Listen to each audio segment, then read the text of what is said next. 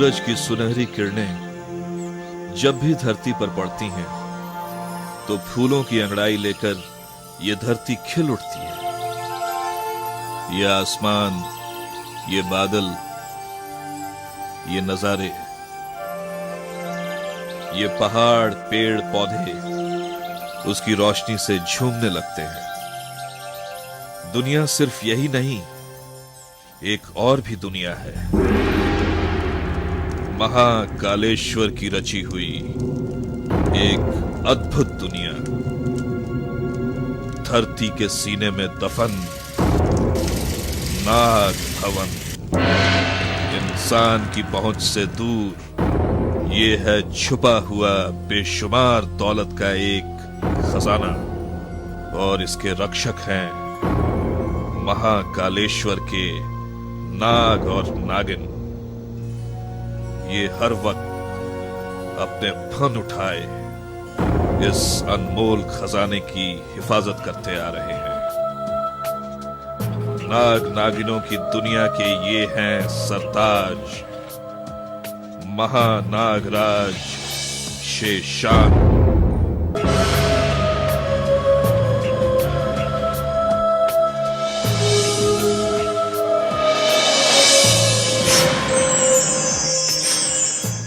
तुम्हारी वर्षों की शिव आराधना पूरी हुई। आज से तुम्हें इच्छाधारी का वरदान प्राप्त हुआ।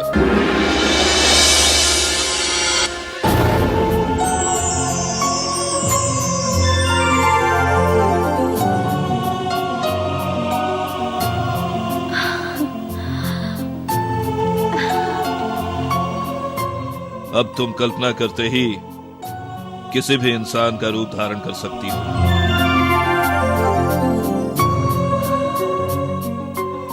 आज से मैंने तुम्हारा नाम वैशाली रख दिया। वैशाली।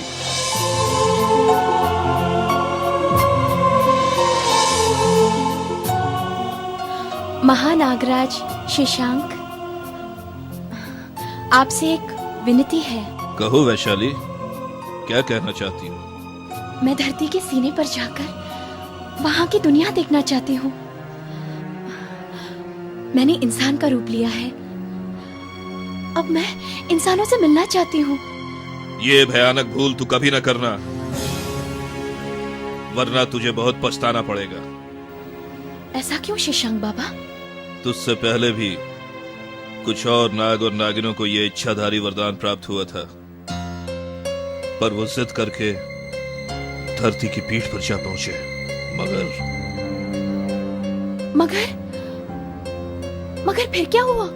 धरती पर बसे उन स्वार्थी और लालची इंसानों ने उन्हें मार डाला। मार डाला? ऐसा क्यों बाबा? इसलिए कि धरती पर बसे सारे प्राणियों में सिर्फ एक इंसान ही ऐसा है जो सबसे बड़ा लालची है। अपने लालच को पूरा करने के लिए इंसान अपने माँ बाप, भाई बहन, बीवी बच्चे, किसी का भी गला काट सकता है। मैं उसी लालची इंसान को अपने प्यार से भगवान बना दूंगी। मुझे एक मौका दीजिए बाबा। तू जानबूझकर मौत के आंगन में क्यों जाना चाहती है वैशाली? मैं जाऊंगी बाबा।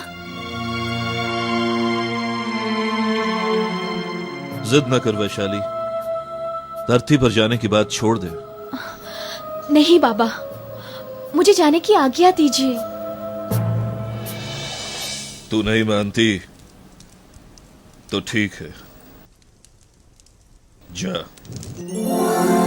मगर याद रहे, नाग भवन में छुपे इन खजानों का राज भूल कर किसी इंसान को नहीं बताना। जा।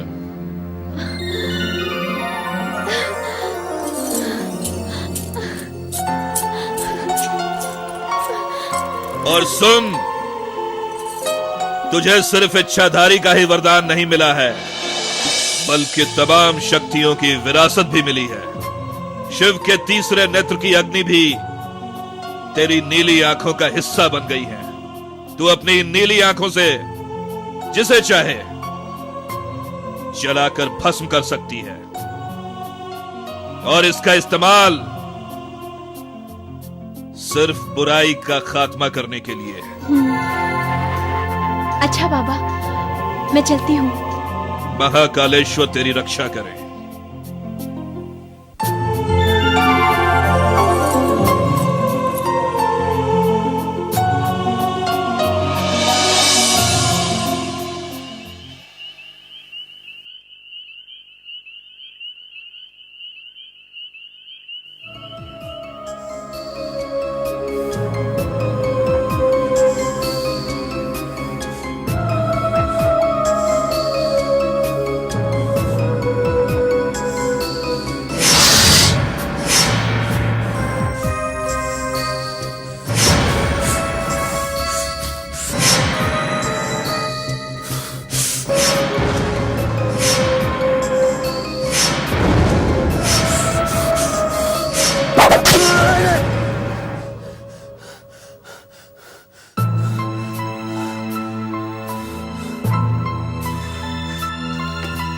राहुल, राहुल,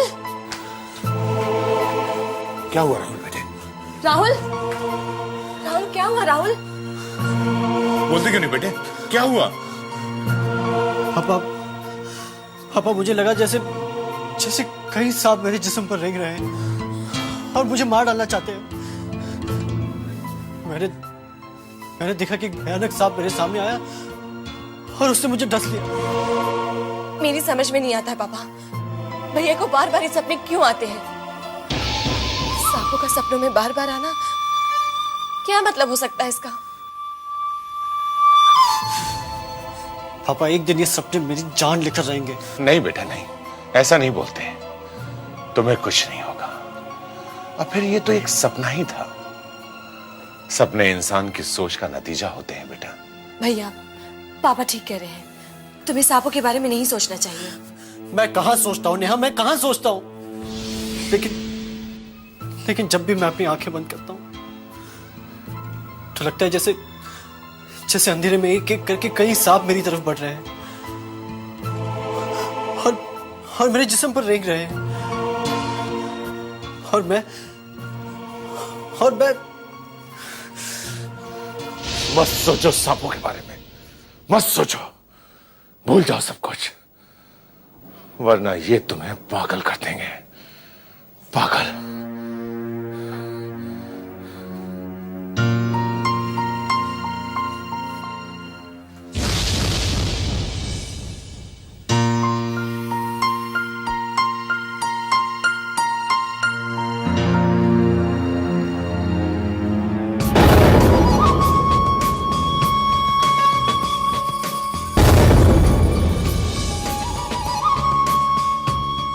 भांजे, तुमने राहुल के चीखने की आवाज सुनी है? हाँ मामा जी, ऐसी आवाजें तो मैं अक्सर सुनता रहता हूँ। और कभी गौर किया है कि राहुल को इस तरह के दौरे क्यों पड़ते हैं? अरे बहन कनिष्का, सभी जानते हैं कि सांपों का डर राहुल के दिल में बहुत गहराई तक बैठा है, क्योंकि उसको बचपन से ही सांपों का फोबिया है। सोचो, जो इंसान सपने में सांप देखकर चीख उठता है, अगर हकीकत में वही सांप उसके सामने आ जाए तो उसका क्या हशर होगा? भाई जाहिर है कि दहशत के मारे वो वहीं दम तोड़ देगा। और क्या? एग्जैक्टली, यही तो मैं चाहती हूँ कि मेरा सोतेला बेटा मर जाए, ताकि मेरे इस सगे बेटे विनोद के रास्ते में से सबसे बड़ा कांटा साफ हो जाए और फिर ये करोड़ों की प्रॉपर्टी का अकेला वारिस बन जाए। बहन कनिष्का, अरे मैं तो जिंदा ही तुम्हारे लिए हूँ और मरूंगा भी तुम दोनों के लिए, बस उस करोड़ों की प्रॉपर्टी से एक छोटा सा हिस्सा अगर मिल जाए तो मेरे अंतिम संस्कार के लिए किसी के सामने हाथ ना फैलाने पड़े। अरे मामा, पहले दूध हांडी में तो आ जाने दो। अगर मैं सारी मलाई चट कर भी गया तब भी दूध तो आप ही के हिस्से में आएगा ना मामा, क्यों? हाँ बाजे, उसी दिन का तो मुझे इंतजार है। मैं दूध पीकर ही मरूंगा।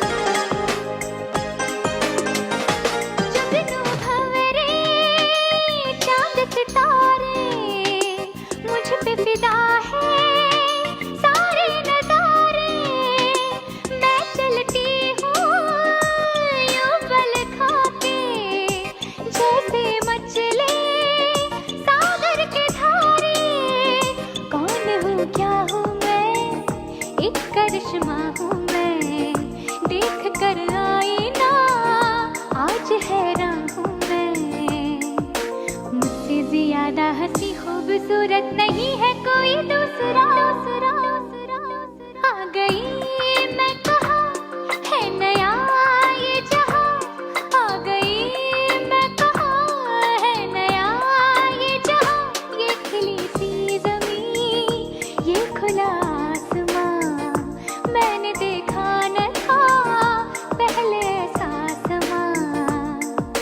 मेरे ख्यालों से भी खूबसूरत है मेरा नया आशिया, आशिया, आशिया, आशिया। आ गई मैं कहाँ है नया ये जहाँ, आ गई मैं कहाँ है नया ये जहाँ।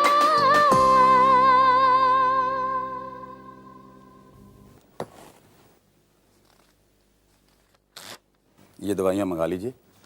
ये गोली एक सुबह और एक शाम, प्लीज। लेकिन डॉक्टर साहब, सांपों के इन भयानक सपनों से ये इंजेक्शन और ये दवाई खाने का क्या मतलब है? देखो राहुल, इंजेक्शन और दवाइयाँ देने का मतलब ये है कि तुम्हारे दिमाग में बिला वजह ये जो टेंशन है वो दूर हो और तुम रिलैक्स महसूस करो। लेकिन डॉक्टर साहब, एक बात बताइए, ये सांपों के सपने मुझे बार बार क्यों आते हैं? देखो राहुल, हो सकता है कि बचपन में कोई सांपों के जुड़े हुए तुम किसी हादसे से गुजरे हो, या फिर तुम इस तरह की कोई फिक्टिशियस किताबें पढ़ते हो। नहीं डॉक्टर साहब, मैं ऐसी कोई किताबें नहीं पढ़ता। तो फिर बार बार सांपों का सपनों में आना और इसे डसने की कोशिश करना ये इसका वहम है। लेकिन हम तो बरसों से देख रहे हैं डॉक्टर साहब, अब तो ये सपने इसकी जिंदगी की हकीकत बन चुके हैं। मैं तो भगवान से रोज प्रार्थना करता हूँ कि सांपों के सपने खूब आए, मेरे सपनों में आए, मेरे भांजे के सपनों में ना आए। राहुल भैया, मैंने तो सुना है कि काले काले सांपों का सपने में आना बहुत शुभ होता है, और अगर सीधा मुंह पर डस ले तो आदमी करोड़पति। विनोद, क्या बक रहे हो? देख नहीं रहा है कि पहले से राहुल कितना परेशान है, और तुम हो कि अनाप शनाप बके जा रहे हो। अच्छा मिस्टर ओबराय, अब मैं चलता हूँ। चलिए मैं आपको छोड़ देता हूँ। Thank you.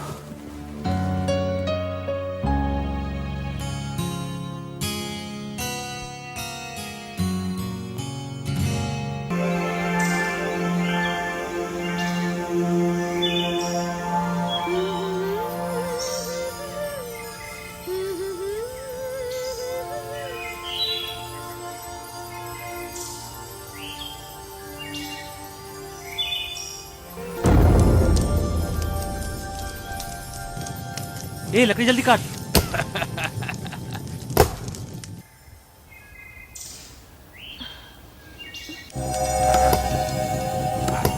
अरे और कितना पिएगा, मुझे भी दे। उस्ताद,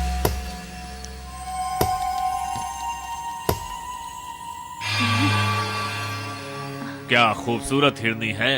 हिरनी अकेली और इस जंगल में? क्या इरादा है उस्ताद? इरादा नेक है।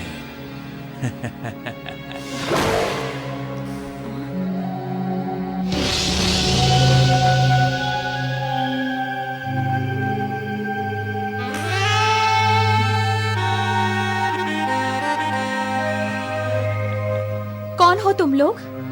हम हुस्न के पुजारी हैं और तुम्हारे जवां हुस्न की पूजा करना चाहते हैं।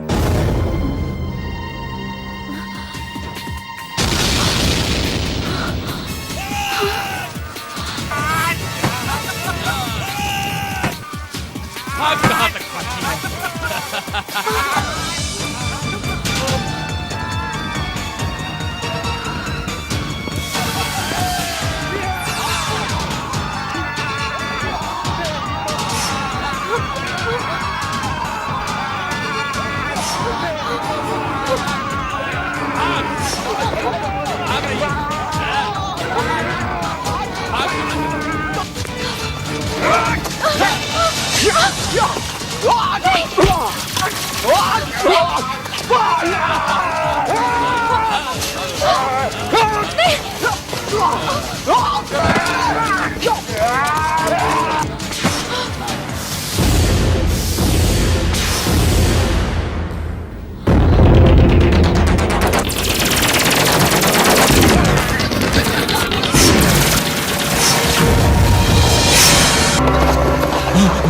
सांप!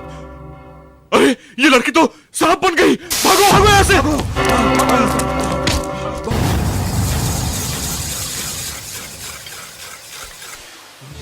सांप!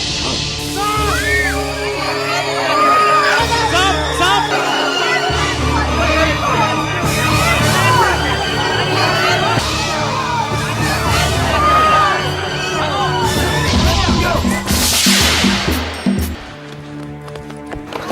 कहाँ गया?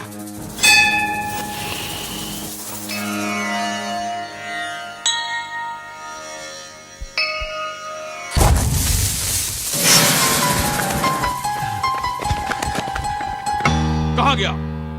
यही कहीं झाड़ियों में छुप गया होगा।